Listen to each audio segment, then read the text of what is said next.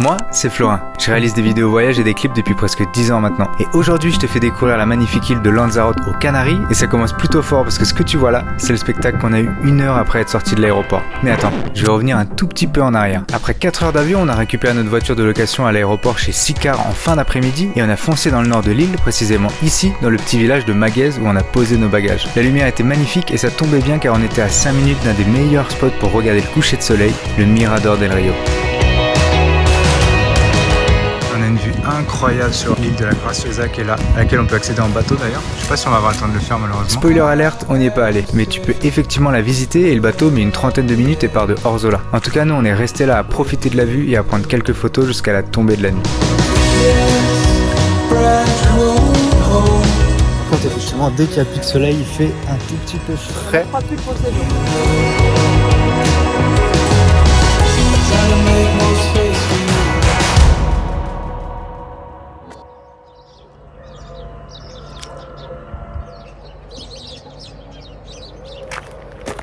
Salut tout le monde, je me suis levé un petit peu tôt ce matin là pour admirer les lumières dans le village. Il est 7h30 et j'ai l'impression qu'il est 5h du matin. Ouais, désolé pour ma tête, clairement je suis pas du tout matinal. Je suis dans le petit village de Magaise. C'est un tout petit village tout au nord de l'île qui est hyper mignon, hyper typique avec plein de petites maisons blanches. En voyant le soleil sortir, j'ai vite oublié la fatigue et la fraîcheur du matin. Je me suis baladé un peu dans le village et j'étais absolument seul. La lumière était magnifique. Don't wait for me, honey. Don't wait. Bon allez, maintenant il est temps d'aller réveiller Miley et de commencer cette première journée par une tournée des plages du Nord. C'est parti. Your way. Je t'ai vu hein. Allez, direction la plage pour parfaire un peu ce bronzage parce que là, on n'a pas vu le soleil depuis 10 ans au moins. À Lanzarote, il y a des centaines de volcans et en prenant la voiture, on a très vite l'impression de rouler sur la lune. Ok, j'avoue, j'ai jamais été, mais c'est un peu comme ça que je l'imagine. On vient de s'arrêter à mi-chemin avant d'arriver à la plage. La lumière, elle est magnifique, il est 9h30. Ouais, la lumière était vraiment ouf et c'était l'occasion de tester l'iPhone qui allait me servir de caméra pendant ces 3 prochaines semaines. Et pour l'instant, je dois avouer que j'étais pas déçu. C'est ouf, le terrain, c'est que des pierres volcaniques. Attends, mais là, il y a des eaux. Oh.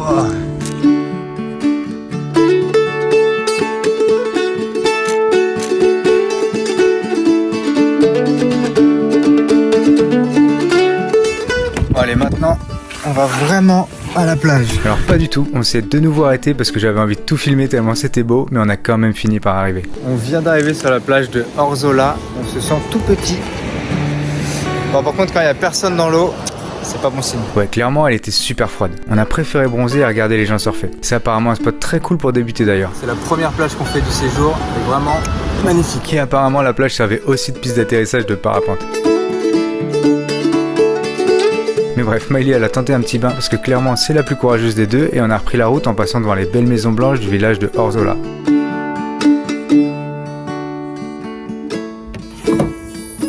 On a longé la côte, là on est à 5 minutes de Orzola. On s'apprête à aller voir une petite plage. Sur la côte nord, il y a plusieurs plages dont certaines qui portent pas spécialement de nom. Nous on s'est posé sur celle-ci. C'est marrant parce que là ça a complètement changé, on est dans du sable blanc. Alors que tout à l'heure c'était vraiment que des cailloux volcaniques. Et là c'est vraiment...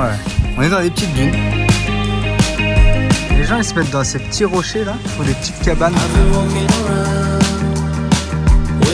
Un pique-nique et une séance photo plus tard, on a continué à suivre la route jusqu'à un lieu unique et un passage obligé à Lanzarote, le Rameos de Alagua.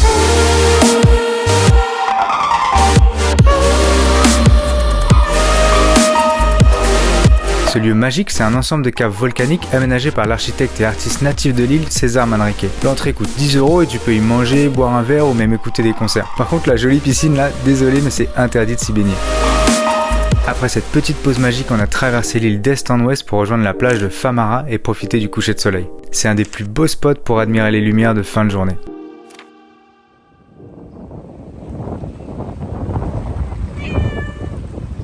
Salut tout le monde. Bon, ce matin on est à Punta Moreres, c'est un tout petit village sur la côte est et en fait on est venu là parce qu'il y a des petites piscines naturelles qui se sont formées avec le temps et qui ont parfois été réaménagées dans lesquelles on peut se baigner. Moi, je pense que la baignade aujourd'hui c'est un petit peu compromis mais en tout cas le village est vraiment trop mignon. C'est vrai qu'il est mignon ce village, mais avec le temps et le vent surtout, on n'avait pas du tout envie de se baigner. Même si avec la couleur de l'eau, j'avoue c'était tentant. Cet après-midi, on va visiter le jardin des cactus. Là, en attendant, on va essayer de se poser sur une petite plage s'il n'y a pas trop de vent. Voilà, essayer de bronzer. On s'en bat les couilles en fait, de ce que je raconte. Ouais, clairement l'intervention, elle n'était pas du tout nécessaire. Mais on a repris la route en direction du jardin des cactus. Alors c'est pas ça, hein. Ça c'est seulement un champ de cactus comme il y en a plein aux Canaries. Le jardin des cactus, c'est ça.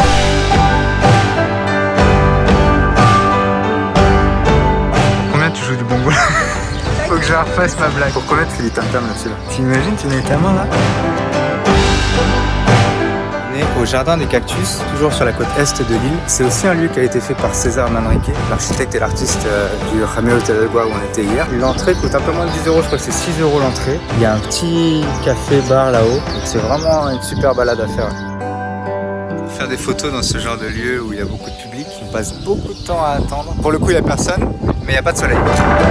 Après le jardin des cactus, sur la route pour Famara, on est tombé sur quelque chose de très étrange. On s'est arrêté juste au bord de la route, à un endroit qui s'appelle Stratified City. C'est un paysage hyper étonnant, ça rappelle un petit peu l'Ouest américain. Si vous êtes du genre à aimer faire des photos, j'avoue que c'est un spot plutôt cool. Bon, la lumière n'était pas incroyable, mais je pense qu'au coucher de soleil, ça peut donner un truc très intéressant. Mais nous, on avait déjà notre spot de prévu. Donc on a repris la route et on est passé par Teguizé, un petit village très joli avec plein de petites boutiques et restaurants. Parfait pour une petite après-midi détente.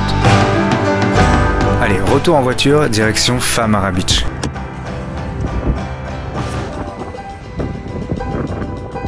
Cette plage, elle est vraiment magnifique. Le seul problème, c'était ça. On est retourné sur la plage de Famara, là où on était hier, au coucher de soleil. Bon, je pense que vous voyez de quoi je parle. Il y a un vent de fou, comme vous pouvez l'entendre, j'imagine, mais c'est tellement beau. On est quand même resté un peu, car heureusement, la beauté du lieu nous faisait oublier un peu le vent et le froid. C'était pareil hier, on en a partout dans les yeux. Je sais pas si on va rester pour le vrai sunset, quoi.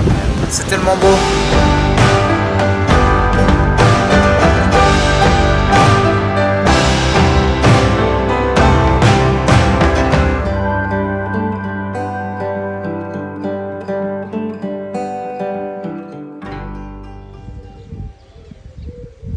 Il est 10 h du matin, on quitte le nord de l'île et aujourd'hui on va visiter des volcans et une maison à l'architecture vraiment stylée. Sur la route, on est passé devant des maisons construites directement sur des coulées de lave. Honnêtement, j'avais jamais vu ça de ma vie perso. Lui, son jardin, c'est de la lave séchée, c'est ouf. On voulait aller à la fondation César Manrique qui est juste derrière, il y avait énormément de queues, là il est quasiment 11 h, il y avait beaucoup de monde. On a repéré un volcan juste devant, on va aller faire un petit tour. Je pense qu'il y a une balade vraiment cool à faire, j'ai repéré sur Google Maps. Spoiler alert, c'était pas incroyable. En plus, le temps était pas ouf du tout. Donc on est retourné à la fondation César Manrique et je crois qu'on a bien fait.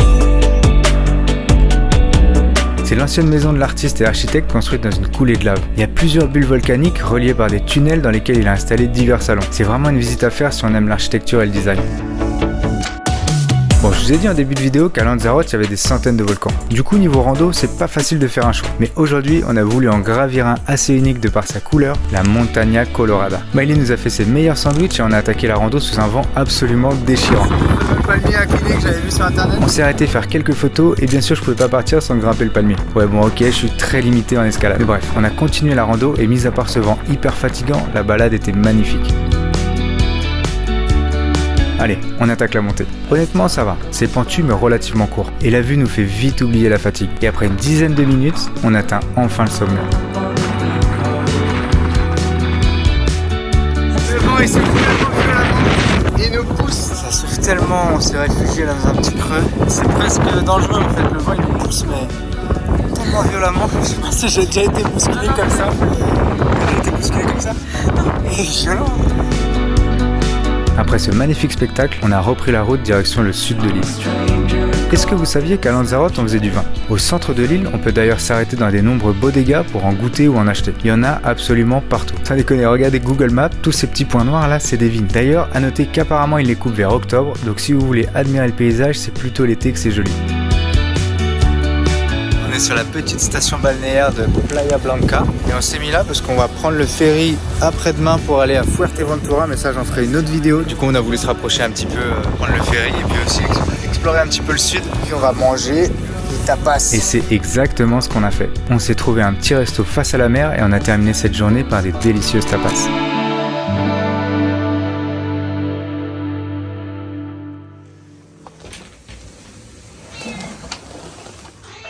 Aujourd'hui, on part visiter d'autres volcans, parce qu'hier, on n'en a pas eu assez. Mais avant ça, on va voir une petite ville super mignonne qui s'appelle Yaiza qui est sur la route.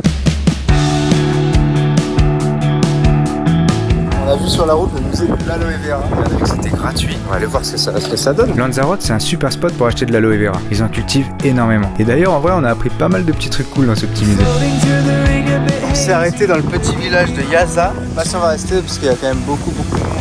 Bon, vous fiez pas à cette grande place désertique. Yaiza, c'est très mignon. On a traîné un peu dans le village et on a mangé au bar stop, une petite cantine bar très sympa. C'était très bon, très sympa, très mignon Yaiza. Et maintenant, on va direction les volcans. Pour visiter les volcans à Lanzarote, on a deux choix. Le parc national de Timanfaya, le plus connu, et le parc des volcans. Le truc avec le parc de Timanfaya, c'est qu'il est protégé et donc impossible d'y aller librement en voiture ou à pied. On peut seulement voir les volcans à bord d'un bus ou à dos de chameau. Du coup, nous, on a choisi le parc des volcans pour pouvoir s'y balader librement.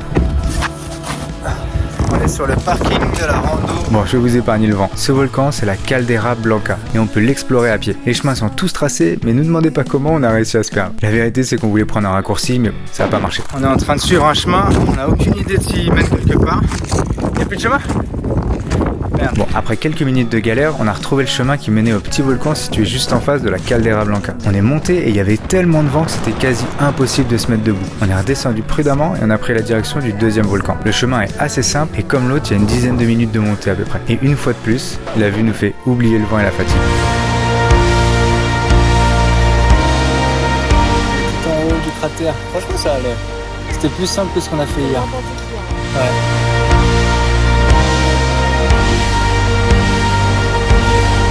En prenant de la hauteur, on se rend compte à quel point la lave a tout envahi. C'est que de la roche volcanique à perte de vue. Du coup, nous là, on va descendre et on va essayer d'aller. Bon, promis, la prochaine fois, j'ai investi dans un micro. On est redescendu tranquillement et on a repris la route en direction d'un spot pour mater le sunset. Pour y accéder, il faut rouler une quinzaine de minutes sur un chemin de terre, mais honnêtement, ça se fait tranquille. 15 minutes sur une route, on est secoué, mais comme des... Comment on dit, c'est quoi l'expression ? Je sais pas. Par contre, je crois que ça vaut le coup. Là, on a vu des petites vues sur la plage. Et au bout du chemin, on tombe sur ça. Bienvenue à la plage de Papagayo. Bon là, le soleil est encore un petit peu couvert. On espère qu'il y aura un petit coucher de soleil sympa. Sinon, on va y retourner demain. Demain, il y a une journée incroyable. Apparemment que de bleu.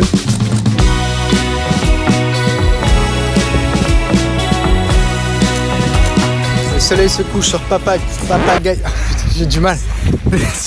Le soleil se couche sur Papagayo Beach. Et nous, on va sur le point de vue ici.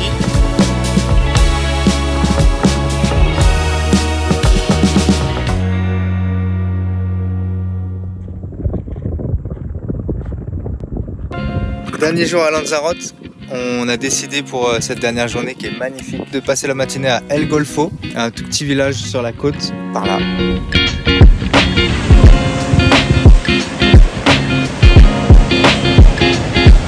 Bienvenue à El Golfo, un tout petit village de pêcheurs sur la côte sud-ouest de Lanzarote. El Golfo, c'est l'endroit idéal pour déguster un bon poisson face à la mer. Ça donne sur l'ouest, donc parfait aussi pour le coucher de soleil. Un autre truc assez cool là-bas, c'est le Lago Verde, un lac vert qui contraste vraiment avec le sable noir. Par contre, pour en profiter pleinement, mieux vaut ne pas y aller tôt le matin comme ici, parce que la lumière écrase totalement les couleurs. On est de retour à la plage de Papagayo, cette fois-ci en pleine journée pour notre dernier jour à Lanzarote. Vous voyez un peu de monde, j'avoue, je m'attendais à beaucoup plus. Quand tu vois le parking qui est hyper blindé, je me suis dit waouh. Et en fait, en vrai, ça passe. Hein. Ouais, franchement, le monde ça allait. Mais on s'est quand même posé un peu plus loin sur la Playa Mujeres, une grande plage à 5 minutes de Papagayo. On va aller faire une petite balade là-bas sur les hauteurs pour voir la vue et profiter de nos derniers moments sur l'île. Et c'est là que s'arrête ce premier vlog aux îles Canaries. Nous, on a pris le bateau direction Fuerteventura pour continuer l'aventure, mais je vous raconte ça dans un prochain vlog. En tout cas, nous, on a adoré Lanzarote. Et si vous avez aimé cet épisode, je vous invite à vous abonner, à mettre un petit like et à partager ou commenter si vous en avez envie. Allez, je vous remercie d'avoir suivi cette vidéo et je vous dis à bientôt.